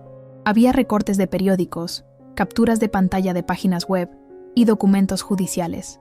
Cambió legalmente su apellido hace 8 años, justo después de que una familia de Guadalajara lo denunciara por estafa. Su modus operandi es siempre el mismo. Se acerca a personas mayores con propiedades valiosas, gana su confianza y luego utiliza documentos fraudulentos para apoderarse de sus bienes. «No puede ser», murmuró Sofía, pálida como el papel. «¿Estás seguro?» «Completamente», respondió Miguel, mostrándole fotografías donde se veía claramente a Roberto, aunque con un aspecto ligeramente diferente, en notas periodísticas sobre casos de fraude. Hay 3 denuncias formales contra él en diferentes estados, pero siempre ha logrado eludir a la justicia cambiando de identidad y mudándose a otra ciudad. Me senté lentamente, intentando asimilar esta nueva información. No solo había estado a punto de perder mi casa, sino que había entregado a mi única hija a un estafador profesional. «Esto explica muchas cosas», dijo Sofía, pasándose una mano temblorosa por el cabello. Las llamadas misteriosas, los viajes repentinos a otras ciudades, su insistencia en que nunca visitáramos a su supuesta familia en Veracruz. «Hay más», continuó Miguel. «He consultado con un colega que trabaja en la fiscalía. Estos prestamistas que mencionaron ayer, encabezados por un tal don Fermín, son conocidos por la policía. No son simples usureros, sino parte de una red de lavado de dinero que opera en la ciudad». «¿Estás diciendo que Roberto está involucrado con el crimen organizado?», pregunté, sintiendo que la situación se volvía cada vez más surrealista. Miguel asintió gravemente. «Es probable que no supiera exactamente con quién se estaba endeudando al principio, pero ahora está definitivamente en la mira de gente muy peligrosa». Sofía se dejó caer en una silla, visiblemente conmocionada. «Dios mío, ¿en qué me metí? No es tu culpa», la consolé automáticamente, aunque una parte de mí seguía resentida por su participación en el plan para quitarme la casa. «Roberto es evidentemente un manipulador experto. Eso no justifica lo que estuve a punto de hacer», respondió con amargura. Debí haber visto las señales. Lo importante ahora, intervino Miguel, es protegerlas a ambas. Propongo presentar inmediatamente una denuncia formal contra Roberto por intento de fraude. Con los antecedentes que he descubierto, es muy probable que la Fiscalía actúe rápidamente. Y deberíamos contactar a este Javier Montero, añadí, sacando la tarjeta del testamento. Les expliqué brevemente el descubrimiento que habíamos hecho minutos antes de su llegada. Miguel examinó el testamento con interés profesional. Esto podría ser significativo, maestra. Si estas acciones han seguido creciendo en valor, como sugiere la nota de don Héctor, podríamos estar hablando de un patrimonio considerable. Primero lo primero, dije con determinación renovada. Vamos a presentar esa denuncia contra Roberto. Luego investigaremos sobre estas acciones. Mientras nos preparábamos para salir, Sofía recibió otra llamada de Roberto. Esta vez, con un gesto de decisión, pulsó el botón de responder y activó el altavoz. ¿Dónde diablos estás? La voz de Roberto sonaba alterada, una mezcla de furia y pánico. Te he estado llamando toda la noche. Estoy con mi madre, respondió Sofía con una calma que me sorprendió. Y sé quién eres realmente, Roberto Salcedo. Un silencio sepulcral siguió a sus palabras. Cuando Roberto habló nuevamente, su voz había cambiado completamente, volviéndose fría y amenazante. No sé de qué estás hablando, pero te aconsejo que vuelvas inmediatamente. Las cosas se están complicando con Fermín, y necesito que firmes unos documentos. No firmaré nada más, declaró Sofía. De hecho, estamos a punto de ir a la Fiscalía a presentar una denuncia por intento de fraude contra ti. ¿Tú? ¿Denunciarme a mí? Su risa resonó macabra a través del teléfono. Querida, eres cómplice de todo lo que hice. Tu firma está en cada documento, en cada préstamo. Si yo caigo, tú caes conmigo. Vi cómo el rostro de Sofía palidecía, pero Miguel intervino rápidamente, inclinándose hacia el teléfono. Señor Salcedo, o Méndez, o como prefiera llamarse, soy el abogado Miguel Morales. Le informo que tenemos pruebas suficientes de su historial criminal en 3 estados distintos. Sofía será tratada como víctima de manipulación conyugal, no como cómplice. Otro silencio, más prolongado esta vez. Cuando Roberto volvió a hablar, su voz era apenas un susurro amenazante. No saben con quién se están metiendo. Fermín no es alguien con quien se pueda jugar, y ahora ustedes también están en su radar. Adiós, Roberto, dijo Sofía, y cortó la llamada con mano temblorosa pero decidida. Los 3 nos quedamos mirando el teléfono, como si fuera una bomba que pudiera estallar en cualquier momento. ¿Debemos preocuparnos por esas amenazas?, pregunté a Miguel. Las tomaremos en serio, respondió él con profesionalismo, pero no nos dejaremos intimidar. Informaremos de estas amenazas cuando presentemos la denuncia. Mientras salíamos de la casa, sentí una extraña mezcla de emociones. Miedo por las amenazas de Roberto, alivio por haber descubierto la verdad a tiempo, curiosidad por el misterio de las acciones de Héctor, y algo más, algo que no había experimentado en mucho tiempo, un sentimiento de poder. El poder de quien ya no tiene nada que perder, porque ha estado a punto de perderlo todo. El poder de quien ha visto la traición a la cara y ha sobrevivido. El poder de quien, a los 65 años, descubre que aún tiene recursos insospechados, tanto materiales como espirituales. ¿Estás bien, mamá?, preguntó Sofía, notando mi expresión ensimismada mientras subíamos al auto de Miguel. Sí, respondí con una sonrisa serena. Por primera vez en mucho tiempo, creo que realmente estoy bien. Y mientras el auto se alejaba de mi casa, esa casa que casi había perdido y que ahora valoraba más que nunca, sentí que, a pesar de todo el dolor y la traición, algo nuevo y poderoso había nacido dentro de mí. Ya no era solo doña Lupe, la maestra jubilada que todos podían manipular. Era Guadalupe Ramírez, una mujer que había descubierto tardíamente su propia fortaleza y que estaba decidida a usarla. Los días siguientes transcurrieron en un torbellino de actividad. La denuncia contra Roberto fue presentada formalmente, respaldada por la extensa documentación que Miguel había recopilado sobre sus fraudes anteriores. Sofía, siguiendo el consejo de mi abogado, se presentó como víctima de manipulación conyugal y cooperó plenamente con las autoridades, proporcionando detalles sobre las operaciones financieras de su marido que ella conocía. También contactamos a Javier Montero, el socio de Héctor mencionado en el testamento. A pesar de los años transcurridos, su número seguía siendo el mismo, y accedió a reunirse con nosotras de inmediato. La empresa maderera, Bosques Sustentables de México, había crecido exponencialmente desde sus humildes inicios. Lo que comenzó como un pequeño aserradero en Michoacán se había transformado en una compañía con certificación internacional, especializada en maderas exóticas, cultivadas bajo estrictos estándares ecológicos. Héctor fue visionario, nos explicó Javier en su oficina del Paseo de la Reforma. Era un hombre de unos 70 años, de expresión afable y manos callosas que delataban sus inicios como trabajador de la madera. Cuando todos querían talar indiscriminadamente, él insistió en que invirtiéramos en plantaciones sostenibles. Nos llevó años comenzar a ver ganancias, pero ahora extendió sobre la mesa un estado financiero que mostraba el valor actual de las acciones de Héctor. La cifra me dejó sin aliento. ¿Esto es correcto?, pregunté, incrédula ante los varios millones de pesos que aparecían en el documento. Javier asintió con una sonrisa. Héctor tenía un 15% de la empresa. Siempre dijo que era su seguro para tu vejez, Lupita. Insistió en no tocar ni un peso hasta que fuera realmente necesario. ¿Por qué no me contactaste después de su muerte?, pregunté, sin poder evitar un tono de reproche. Lo intenté, respondió con expresión apesadumbrada. Envié cartas, llamé al teléfono que tenía registrado. Incluso fui personalmente a tu casa un par de veces, pero nunca te encontré. El abogado que manejó el testamento me dijo que te había informado sobre las acciones. Recordé aquellos meses después de la muerte de Héctor. El dolor me había sumido en un aislamiento casi total. Apenas salía, apenas contestaba el teléfono. Muchas cartas quedaron sin abrir, muchos recados sin responder. Era posible que en medio de aquel duelo hubiera ignorado involuntariamente los intentos de Javier por contactarme. En cuanto al abogado, un hombre recomendado por un conocido, nunca me inspiró confianza. Ahora me preguntaba si había ocultado deliberadamente la información sobre las acciones, esperando quizás que con el tiempo quedaran olvidadas y pudiera apropiárselas de alguna manera.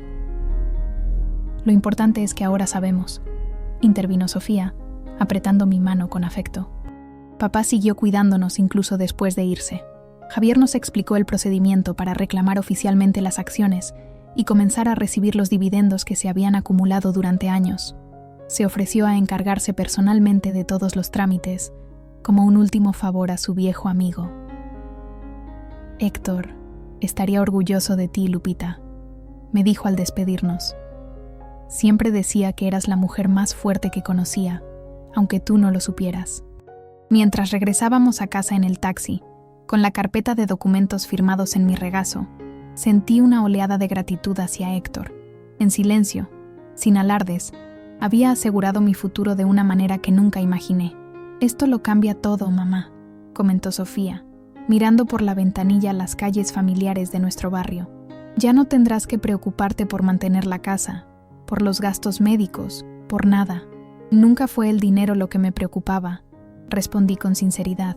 Era la idea de perder nuestro hogar, de que tú y Roberto me vieran como un obstáculo a superar para conseguir lo que querían. Sofía bajó la mirada, avergonzada. Lo sé, y nunca me perdonaré por eso. El perdón no se trata de olvidar, dije después de un momento. Se trata de decidir que el dolor ya no dictará tus acciones. Cuando llegamos a casa, encontramos a Miguel esperándonos en la puerta. Su expresión era seria pero animada. Tengo noticias, anunció apenas entramos. La Fiscalía ha emitido una orden de aprehensión contra Roberto. Aparentemente, nuestro caso coincidió con una investigación más amplia sobre la red de lavado de dinero de don Fermín. ¿Lo han detenido?, preguntó Sofía, con una mezcla de ansiedad y alivio. Aún no, respondió Miguel. Parece que desapareció de su departamento y de su oficina. Probablemente esté intentando huir de la ciudad, o incluso del país. La noticia nos dejó pensativas. Por un lado, era un alivio saber que las autoridades estaban tomando el caso en serio. Por otro, la idea de Roberto prófugo, posiblemente planeando algún tipo de venganza, era inquietante. ¿Crees que deberíamos preocuparnos?, preguntó Sofía, verbalizando mis propios temores. Ya me ha enviado mensajes bastante amenazantes. Miguel asintió, comprendiendo nuestra preocupación. He hablado con un contacto en la policía. Enviarán patrullas a vigilar la zona con más frecuencia durante los próximos días. Además, les sugerí que instalaran un sistema de seguridad básico. ¿Sistema de seguridad?, repetí, sintiéndome extrañamente invadida. Esta casa nunca había necesitado más protección que el respeto de los vecinos y la solidaridad del barrio.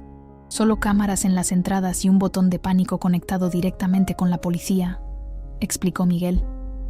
Es preventivo, maestra. Probablemente nunca tendremos que usarlo, pero nos dará tranquilidad, acepté finalmente, reconociendo la sensatez de sus sugerencias. Mientras el técnico instalaba el sistema esa misma tarde, Sofía y yo nos sentamos en el patio, bajo el jacarandá que seguía soltando sus flores púrpura como una lluvia de bendiciones. Le conté a Mercedes sobre todo lo sucedido, comenté, refiriéndome a mi vecina de toda la vida.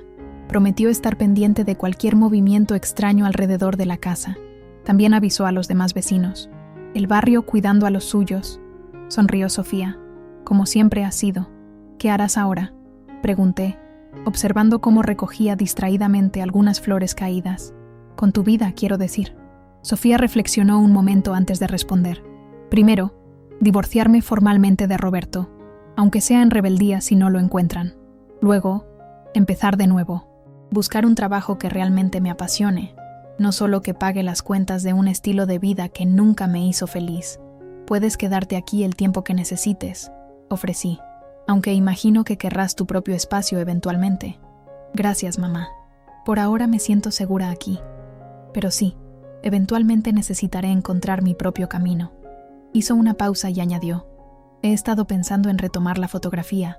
¿Recuerdas cuánto me gustaba en la preparatoria?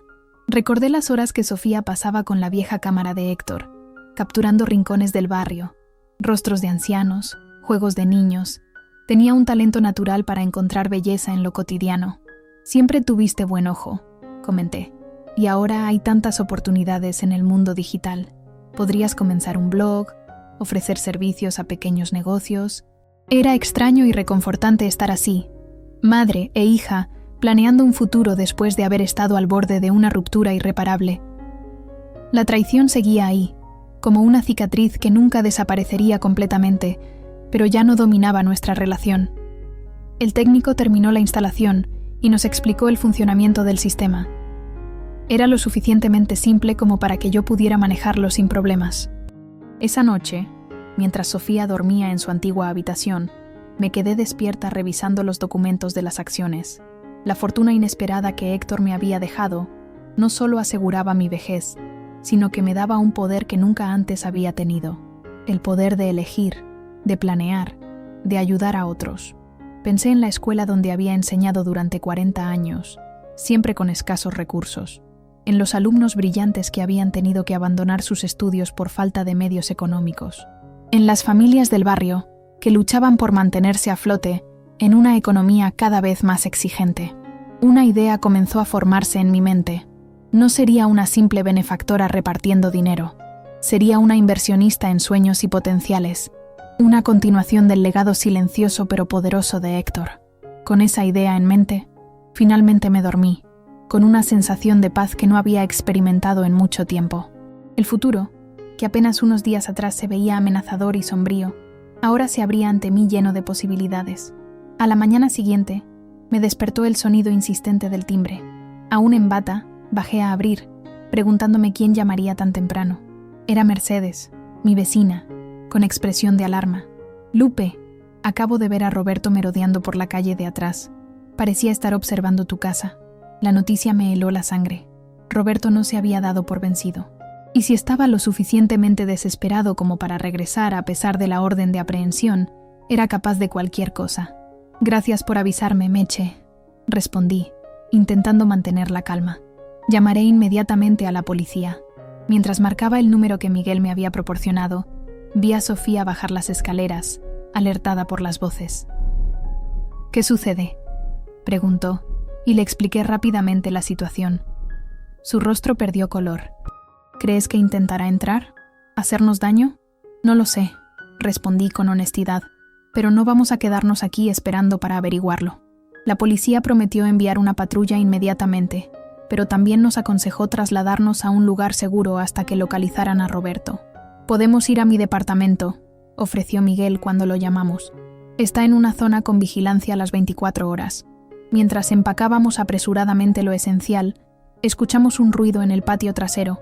A través de la ventana, vislumbré una sombra moviéndose junto al jacarandá. Está aquí, susurré a Sofía, quien inmediatamente activó el botón de pánico. Los minutos que siguieron fueron los más largos de mi vida. Nos encerramos en mi habitación, escuchando los intentos de Roberto por forzar la puerta trasera. El sonido de cristales rotos nos indicó que había conseguido entrar. «Sé que estás ahí, Sofía». Su voz llegaba distorsionada por la rabia y posiblemente el alcohol. «No puedes esconderte de mí. Esto no ha terminado». Sofía temblaba a mi lado, pero su expresión era de determinación, no de miedo. «Ya no te tengo miedo, Roberto», murmuró, más para sí misma que para él. Escuchamos cómo subía las escaleras, cómo intentaba abrir puertas. Cuando llegó a la de mi habitación, comenzó a golpearla con furia. «Abre la puerta, maldita sea. Todo esto es tu culpa. Los prestamistas me están buscando. La policía me persigue. Lo he perdido todo por tu culpa». En ese momento, escuchamos las sirenas aproximándose. Roberto también debió oírlas, porque sus golpes se volvieron más desesperados. «No me van a atrapar. Y tú vendrás conmigo, Sofía. Tú eres tan culpable como yo». Las sirenas estaban ya muy cerca. Los golpes cesaron abruptamente, y escuchamos pasos apresurados bajando las escaleras, seguidos por el sonido de una puerta al ser forzada. Minutos después, voces oficiales nos llamaban desde abajo. «Policía, ¿hay alguien en la casa?». Con cautela, abrimos la puerta de la habitación. 2 oficiales subían las escaleras con las armas desenfundadas. «¿Están bien, señoras?», preguntó uno de ellos al vernos. «Sí», respondí, aunque mi corazón aún latía desbocado. «¿Lo atraparon?». «Escapó por el patio trasero», informó el oficial con pesar. «Pero tenemos unidades buscándolo en toda la zona. No llegará lejos». Nos escoltaron fuera de la casa, donde una ambulancia esperaba por si necesitábamos atención. La noticia del allanamiento se había esparcido, y varios vecinos se habían congregado en la calle, preocupados por nosotras. «¿Están bien?», preguntó Mercedes, acercándose con ansiedad. «Vi cuando la policía llegó. Ese hombre es un demonio». «Estamos bien», aseguré, abrazando a mi vecina de toda la vida. «Gracias a tu aviso pudimos prepararnos». Miguel llegó poco después, visiblemente preocupado. Nos insistió en que nos trasladáramos a su departamento hasta que Roberto fuera capturado, y esta vez aceptamos sin dudar. Mientras subíamos a su auto, miré hacia mi casa, con la puerta trasera forzada y los cristales rotos. Roberto había intentado destruir mi refugio, mi santuario, pero había fallado, como fallaría en todo lo demás. «Lo atraparán», afirmó Sofía, notando mi expresión. «Y nosotras estaremos a salvo», asentí, apretando su mano. No era solo mi casa lo que Roberto había intentado destruir, sino nuestra paz, nuestra dignidad, nuestra capacidad de confiar. Pero en ese intento desesperado, lo único que había logrado era fortalecer aún más nuestra determinación. Mientras el auto se alejaba, recordé las palabras que Héctor solía repetir cuando enfrentábamos adversidades. «Lupita, no somos lo que nos pasa, somos lo que hacemos con lo que nos pasa». Y yo, Guadalupe Ramírez, estaba decidida a hacer algo extraordinario con todo lo que me había pasado. El departamento de Miguel en la colonia Condesa se convirtió en nuestro refugio durante los 3 días siguientes. Era un espacio moderno pero acogedor, con grandes ventanales que daban a un parque arbolado y estanterías repletas de libros que revelaban la pasión de su dueño por la literatura, herencia quizás de aquellas clases donde yo le había inculcado el amor por García Márquez y Rulfo. Sofía ocupó la habitación de invitados, mientras yo dormía en un sofá-cama en el estudio. Miguel insistió en quedarse con amigos para darnos privacidad, aunque nos visitaba cada mañana y tarde para informarnos sobre los avances en la búsqueda de Roberto y los procedimientos legales en marcha. La Fiscalía ha ampliado la investigación, nos informó la mañana del tercer día, mientras compartíamos un desayuno de frutas y pan dulce. Ahora están indagando en todas las operaciones financieras de Roberto de los últimos 5 años. Han descubierto un patrón de estafas similares en todo el país. ¿Hay noticias sobre su paradero?, preguntó Sofía, quien a pesar de su aparente calma, sobresaltaba cada vez que sonaba un teléfono o alguien tocaba a la puerta. Miguel negó con expresión grave. Nada concreto. La policía cree que podría haber salido de la ciudad, quizás rumbo a la frontera. ¿Y los prestamistas?, pregunté, recordando a los hombres intimidantes que habían irrumpido en la notaría. Esa es una preocupación menor ahora, respondió Miguel con una sonrisa enigmática. La investigación sobre don Fermín se ha acelerado gracias a la información que proporcionamos. Parece que tienen problemas más graves que perseguir a un deudor como Roberto. Mientras discutíamos estos avances, mi teléfono sonó con una notificación de la aplicación bancaria que Miguel me había ayudado a instalar. Era un aviso de que los primeros dividendos de las acciones de Bosques Sustentables habían sido depositados en mi cuenta. La cifra me dejó sin aliento. Era más dinero del que había visto junto en toda mi vida. «Ya es oficial, mamá», sonrió Sofía, mirando por encima de mi hombro. «Eres una mujer rica. El dinero no define quién soy», respondí automáticamente, con la humildad que había caracterizado toda mi vida. «No», concordó Miguel, «pero te da opciones que antes no tenías. Y conociendo a doña Lupe Ramírez, estoy seguro de que hará algo extraordinario con esas opciones». Le conté entonces sobre mis ideas incipientes: crear una fundación educativa para apoyar a estudiantes de escasos recursos, renovar la biblioteca de mi antigua escuela, establecer talleres de carpintería en honor a Héctor donde jóvenes pudieran aprender un oficio digno. «Será el legado de los Ramírez», concluí, sintiendo una emoción que me apretaba la garganta. Una forma de honrar a mis padres, a Héctor, y de devolver algo a la comunidad que siempre nos apoyó. Mientras discutíamos los detalles prácticos de estas iniciativas, el teléfono de Sofía sonó. Al ver la pantalla, su rostro palideció. «Es Roberto», murmuró mostrándonos el número. «No contestes», aconsejó Miguel inmediatamente.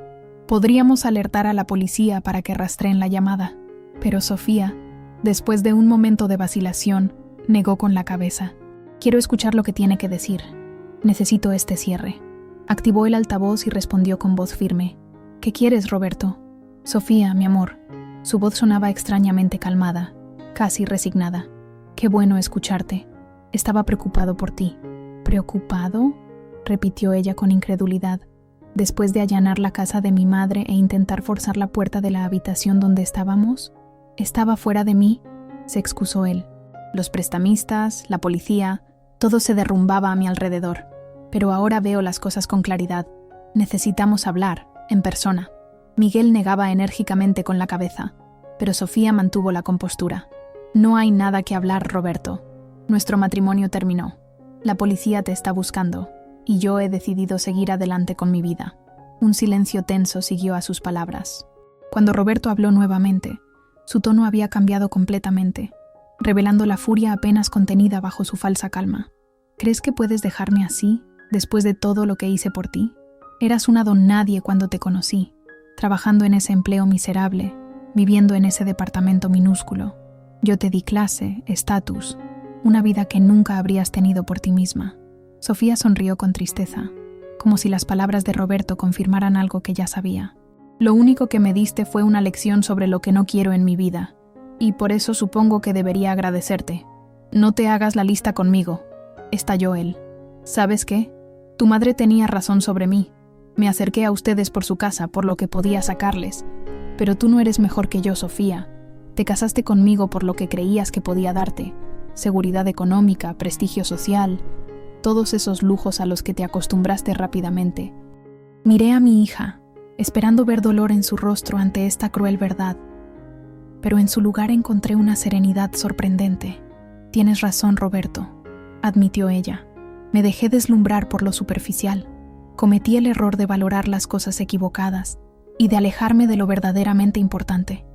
Pero a diferencia tuya, estoy dispuesta a reconocerlo y a cambiar». Roberto soltó una risa amarga. «Muy conmovedor. Disfruta de tu momento de redención mientras puedas. Esto no ha terminado, Sofía. Tengo información sobre ti, sobre transacciones que firmaste a sabiendas de que no eran legítimas. Si yo caigo, tú caerás conmigo».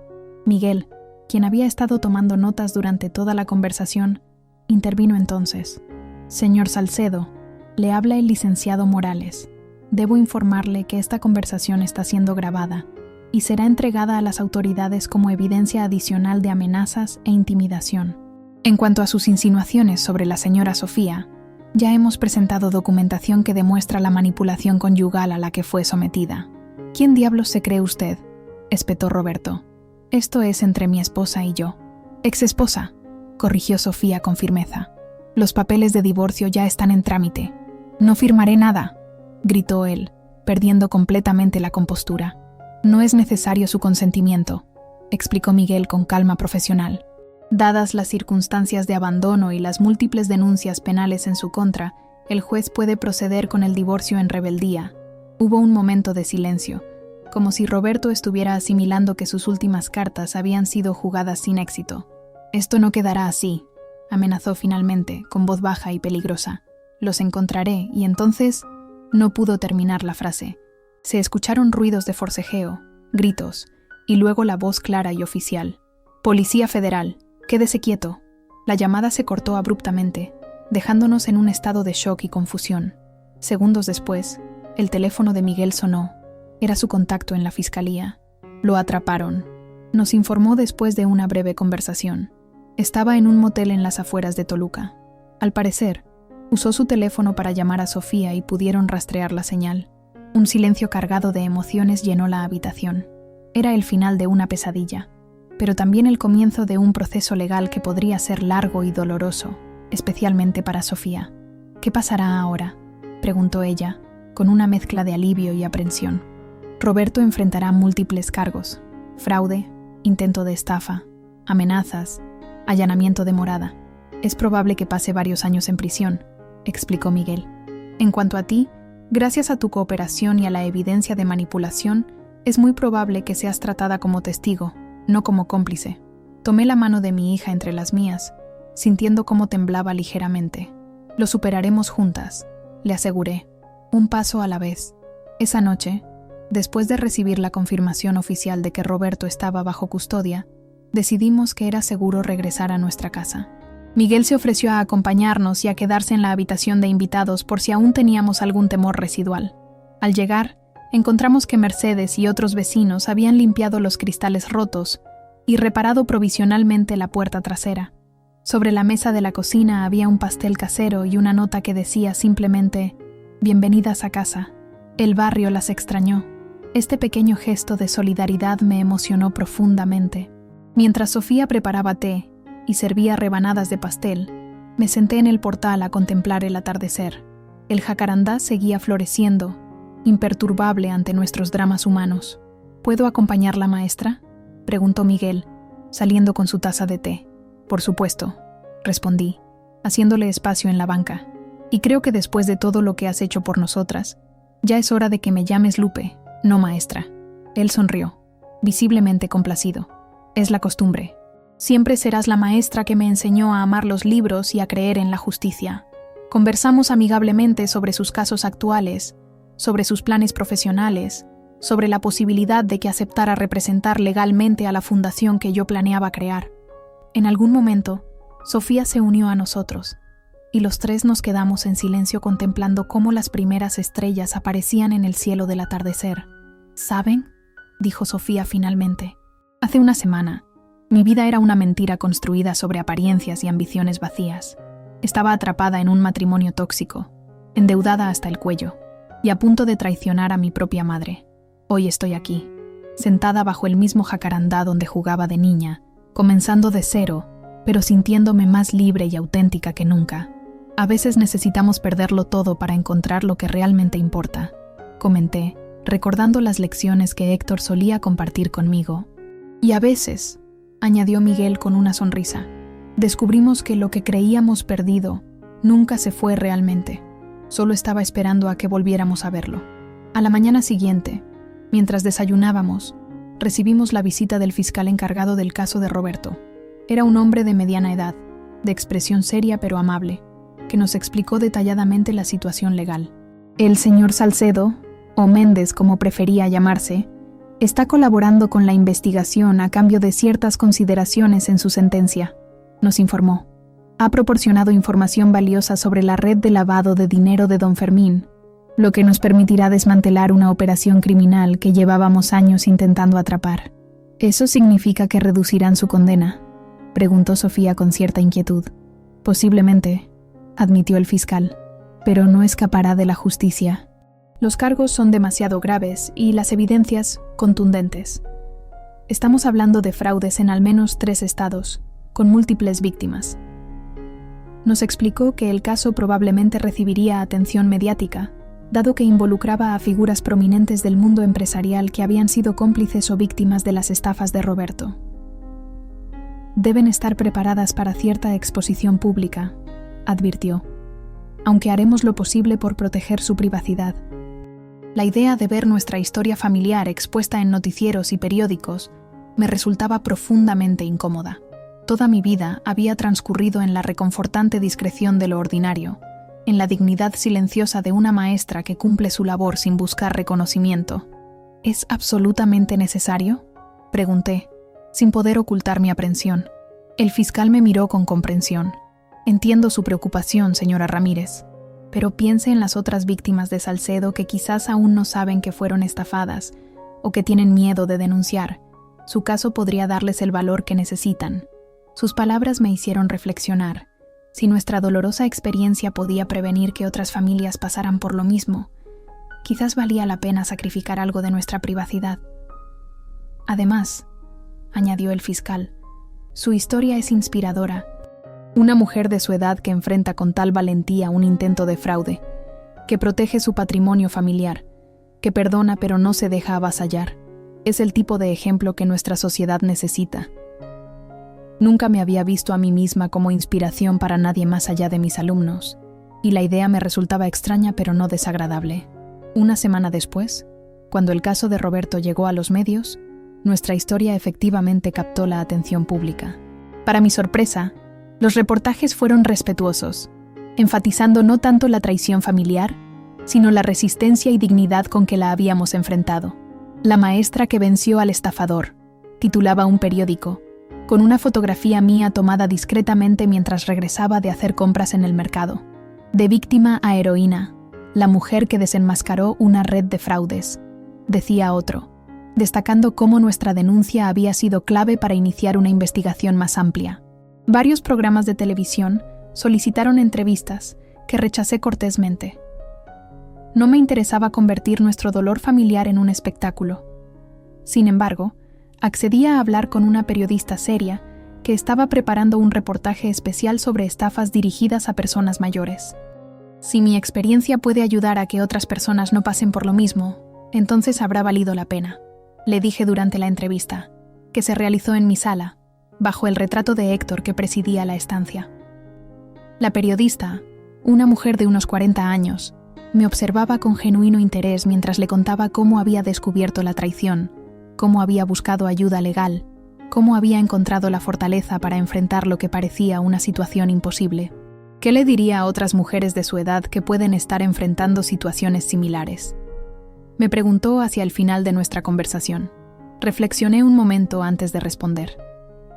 Les diría que la edad no determina nuestra capacidad para defendernos, que nunca es tarde para descubrir nuestra propia fortaleza, y sobre todo, que no están solas.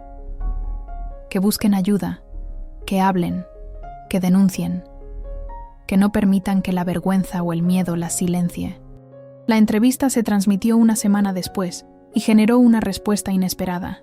Comencé a recibir cartas y mensajes de personas que se identificaban con nuestra historia. Madres traicionadas por hijos manipulados por terceros, ancianos que habían estado a punto de perder sus propiedades, mujeres que habían encontrado el valor para salir de relaciones tóxicas después de años de manipulación.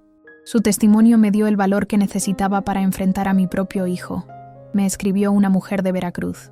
Hoy firmé la denuncia que llevaba meses postergando. Gracias por demostrar que a los 65 años aún podemos reinventarnos, decía otra carta, de una maestra jubilada como yo.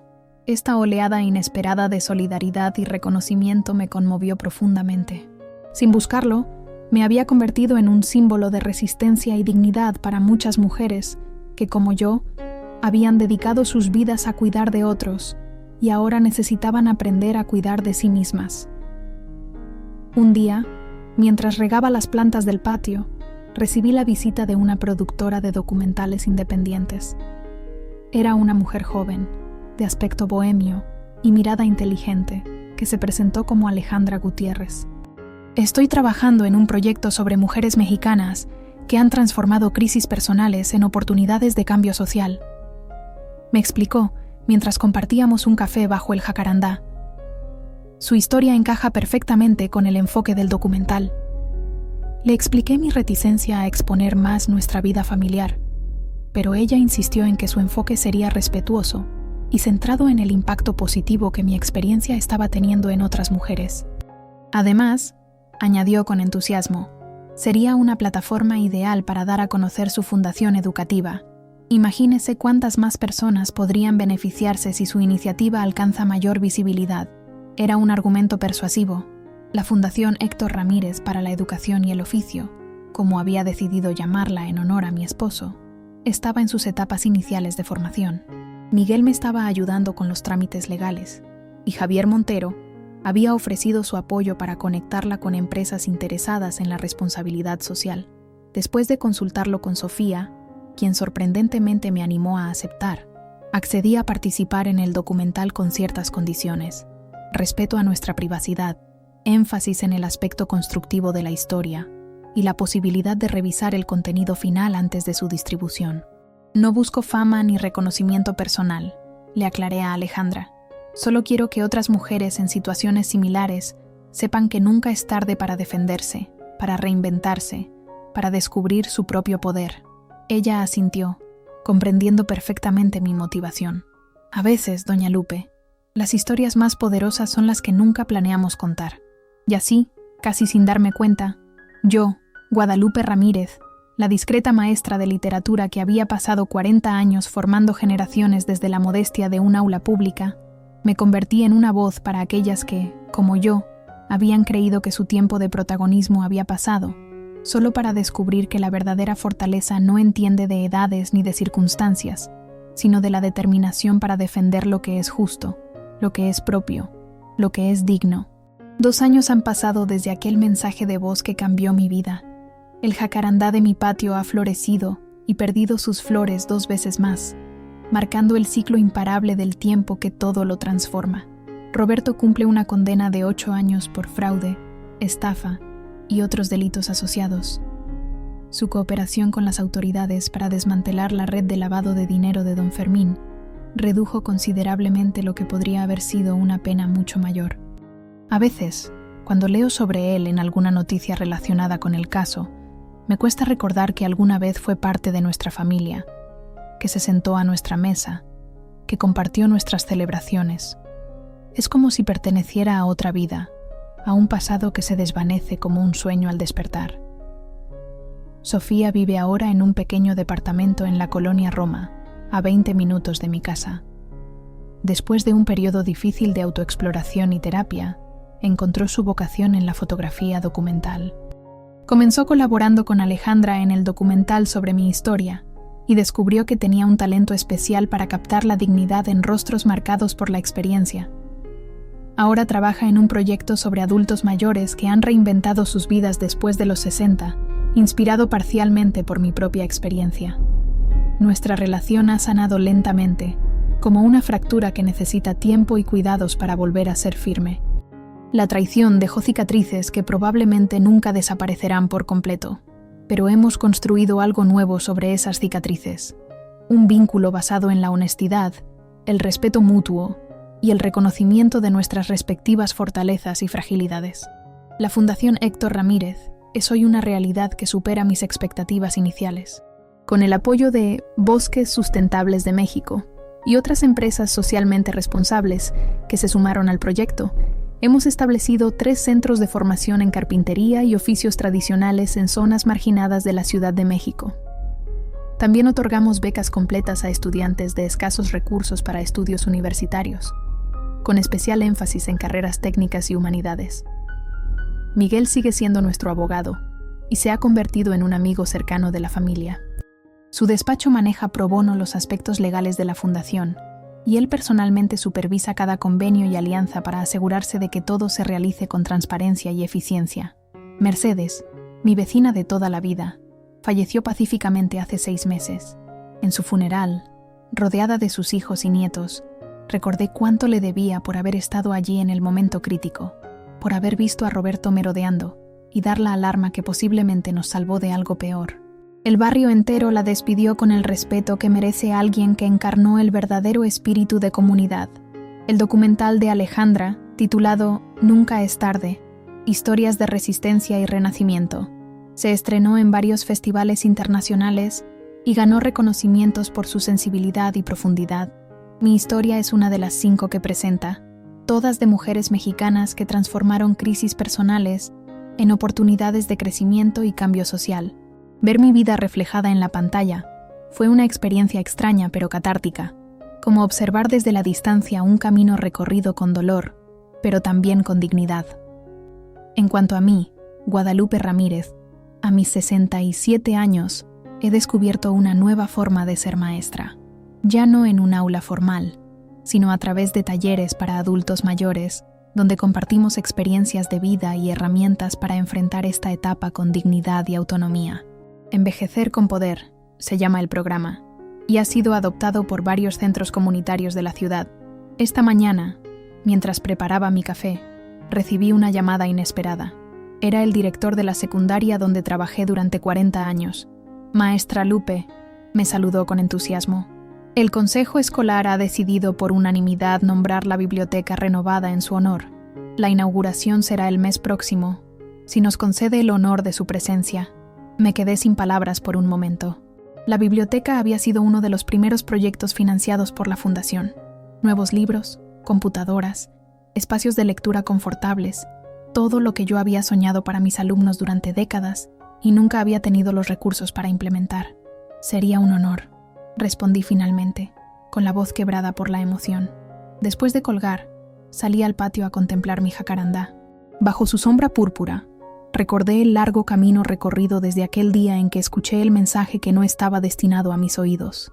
El dolor de la traición, el miedo, la incertidumbre, pero también el despertar de una fortaleza que siempre había estado ahí, esperando la oportunidad de manifestarse.